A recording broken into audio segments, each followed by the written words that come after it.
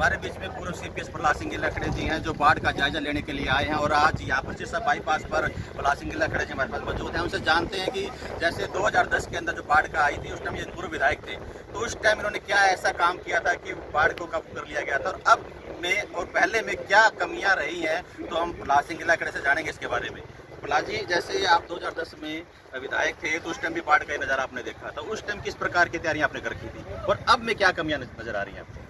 देखो, आज के दिन जो आपने सवाल पूछा, तो उस कंट्रोवर्सी में तो मैं जाऊंगा नहीं जी, क्यों? ये है विपदा का समय जी। तो विपदा के समय के ऊपर हम कंपैरिजन करें भी हमने ये किया, आज नहीं किया, आज अब वो मौका नहीं है। ये बात ये फ्लड आने से पहले, अब भी नहीं, ये तो पानी का फ्लड आ गया, उससे पहले जब बारिश आती है ना, तो हमारे ये बरसाती नाले बने हुए हैं। हमने एडमिनिस्ट्रेशन को उस वक्त कहा था कि जितने बरसाती नाले बने हुए हैं, चाहे रंगोई है, चाहे गगर का है और दूसरे हैं, उनकी सबकी सफाई करो। अगर उनकी सफाई होती तो मैं ये दावा कर सकता हूँ कि जो नुकसान आज 100% है, वो 50 या 40% में रह जाता। लेकिन उस वक्त वो नहीं हुआ, तो आज नहीं। आज अब मौके के हालात ये हैं कि मौके के हालात के अंदर तो अब आपने ये देखा कि ये साइड में हो। हाँ, एक बार कैमरा मैन से कहूँगा कि एक बार थोड़ा सा यहाँ का बाढ़ का नजारा दिखाइए। मैं दिल्ली से आया था, तो मैंने यहाँ से 10 साढ़े 10 बजे क्रॉस किया, यहाँ एक बूंद भी पानी नहीं थी। अब रात 10 बजे के बाद में अब देखो कितना समय हुआ है, मतलब 12-14 घंटे हुए हैं बिल्कुल हैं। और ये मेरे को जो इन्फॉर्मेशन मिली है एग्जैक्ट, रात को 12:30 और 1 बजे के आसपास पानी अपने बाईपास को टच किया है, और उसमें इतना पानी आज अब ये पानी 5 फुट है।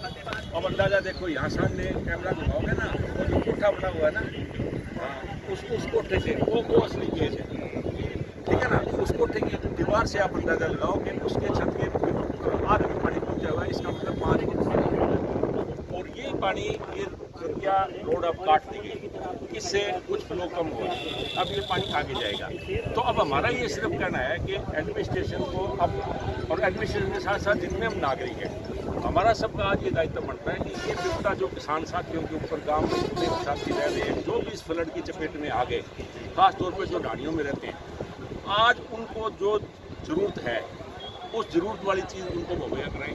अगर उनको राशन की ज़रूरत है, सबसे पहले राशन पानी का इंतजाम करें, राशन का इंतजाम करें। फिर अगर किसी का पशु वहाँ पर गांव के अंदर फंस गया, तो उस पशु के चारे का इंतजाम करें और उनको शेल्टर देने का प्रयास करें, ताकि वो लोग जो है ना, ये जो 15-20 दिन जितना भी ये प्रकोप रहेगा, उसमें हम उनकी मदद कर सकें। और उसके बाद में मैं आपके चैनल के माध्यम से जितने ये साथी खड़े हैं, मैं हर साथी से अपील करूंगा कि ये फ्लड जो है, ये अब 2093 में फ्लड जो है ना, ये 2010 की जो बात कर रहे हैं ना, ये फ्लड 93 के फ्लड के इक्वल है। ओके, 93 के अंदर जो फ्लड आया था, उस वक्त भी मैं उस चीज़ का भी गवाह हूँ। 2010 का भी हमने देखा, चलो 2010 में हमारी सरकार की वो प्रयास हमने थोड़ा उसमें बढ़ के किया, लेकिन वो फ्लड वो भी आज सिचुएशन है। मतलब तो अभी लग रहा है कि कहीं ना कहीं प्रयासों में, प्रशासनिक प्रयासों में कहीं ना कहीं कमी है। जैसे आप बता रहे हैं कि रंगोई नाले की सफाई नहीं की गई है, हाँ, कहीं ना कहीं लग रहा है कि कमी रही है। वो कमी रही है, वो तो डाट में वो मैंने आपका ना बिल्कुल 100% कमी रही है, क्योंकि उसकी कमी को ये छुपा नहीं सकते, अब कोई झूठ नहीं कह सकता।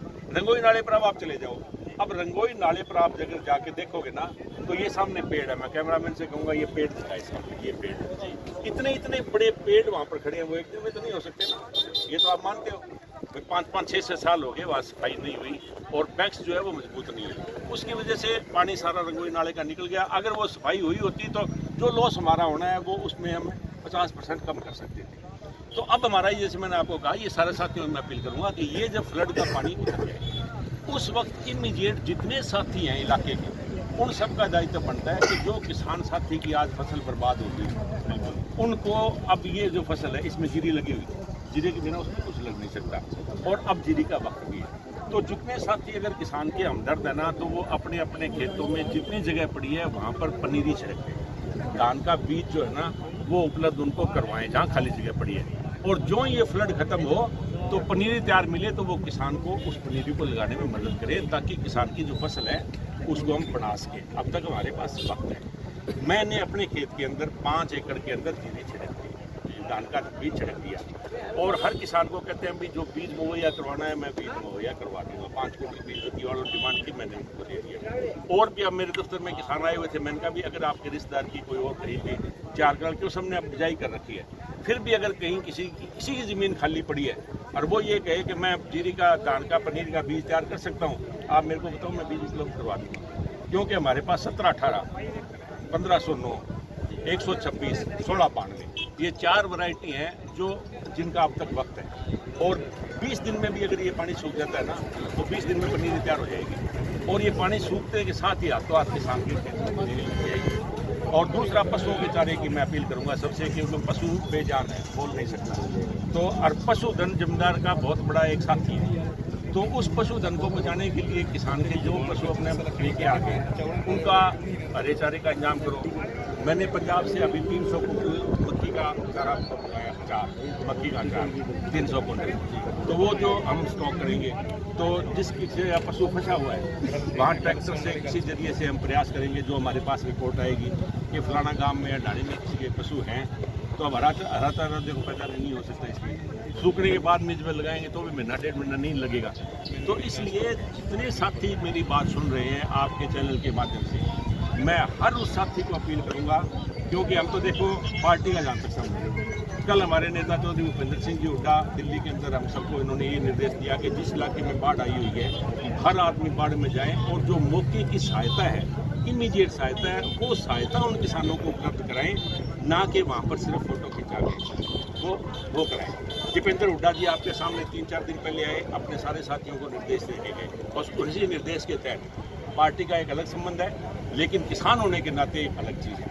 तो हमारी पार्टी के जितने भी साथी हैं, कांग्रेस के साथी हैं, मैं तो उनसे तो स्पेशल अपील करता हूँ। बाकी मेरी हर उस साथी से अपील है जिसका फ्लड के अंदर जिसका खेत नहीं आया वो जीरी उपलब्ध कराए और इन किसान भाइयों की जितनी ज़्यादा मदद हो सके उनकी मदद करें हर मामले में, ताकि दोबारा इनको अपने पाँव पे खड़ा होने का करें। और प्रशासन से मैं ये कहूँगा कि प्रशासन हर चीज़ की आवाज़ रखे।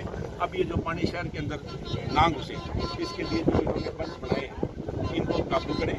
और यहाँ ये जो आप आए हो रोड बड़ी रोड, इसका नहीं, ये जो मादर रोड है इसको या काबू कर ले, शहर में पानी जाएगा। मैं अभी प्रशासन को कहना चाहता हूँ, रात में जब 2 बजे आया ना तो यहाँ पर प्रशासन का कोई आदमी नहीं। ये तो बात में आगे JCB से इन्होंने बांधा, अब उस पर को मजबूत कर ले। अभी प्रशासन के पास मौका है और प्रशासन अगर इसको करके ये विवाद को बचा सकते हैं।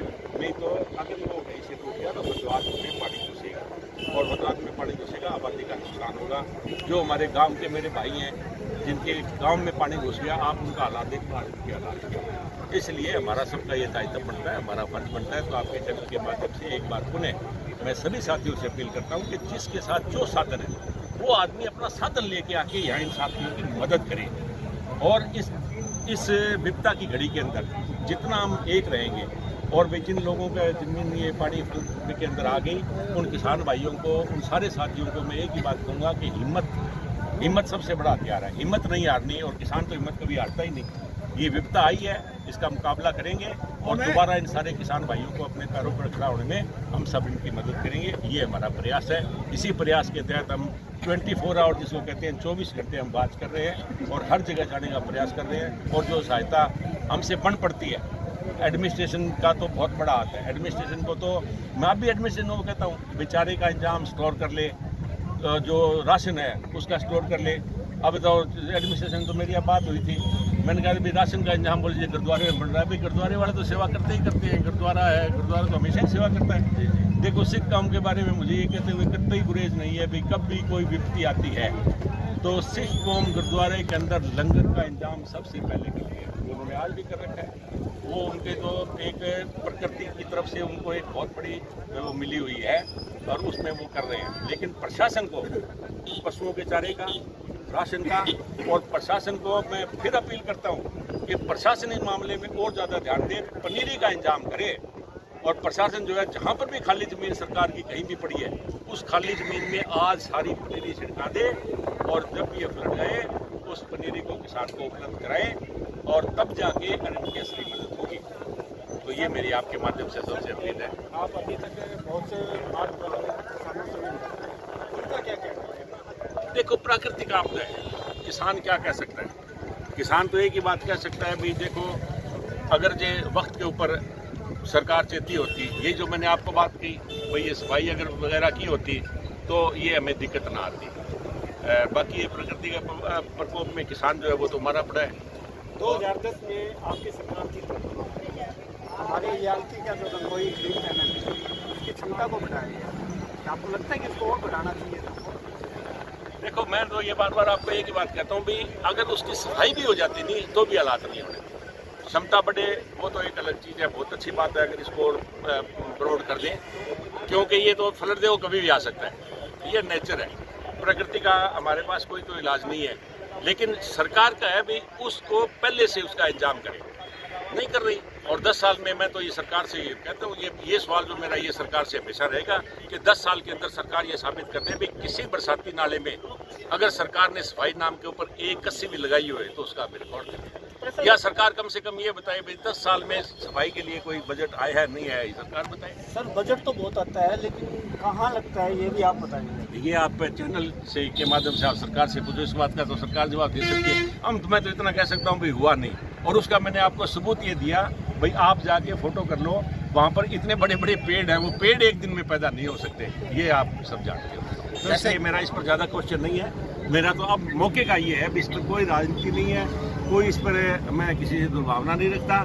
मेरी तो एक सिंपल अपील है कि हर साथी जो है इस विपदा की घड़ी में जो किसान भाई इस चपेट में आ गए, जो गरीब मजदूर इस चपेट में आ गए, उनकी मदद करके और उनको दोबारा उनका उत्थान करने का प्रयास करें, हमारा ये प्रयास होना चाहिए। सर मैं एक और बात बताता हूँ, गाँव में बहुत से मजदूर होते हैं, प्लम्बर भी होते हैं, उनके सामने अब बहुत बड़ी विपदा आती है, उसमें आपकी मदद हो रही है? वही मैं ये कह सकता हूँ कि वो आज के दिन तो उनकी यही विपदा है। जैसे मजदूर है, मजदूर के पास स्टोर नहीं, किसान है, किसान के पास हो सकता है अपने स्टोर हो, तो मजदूर के लिए राशन का इंतजाम करें। मैंने तो कहा है कोई एडमिनिस्ट्रेशन से राशन का इंतजाम करें, और अगर कोई कैंप लगेंगे उसमें हमारी तरफ से कोई भी लंगर लगाना पड़ेगा, पार्टी की तरफ से निजी तरीके से भी हम लगाएंगे। तो जिसको जो सहायता उपलब्ध हम करवा सकते हैं, जो हमारी क्षमता है, हम तो आपको एक ही विश्वास दिला सकते हैं, हम किसान भाइयों को एक विश्वास दिला सकते हैं, जो हमारी क्षमता है उस क्षमता से हम कुछ ना कुछ बढ़ के ही करेंगे, ये हमारा है।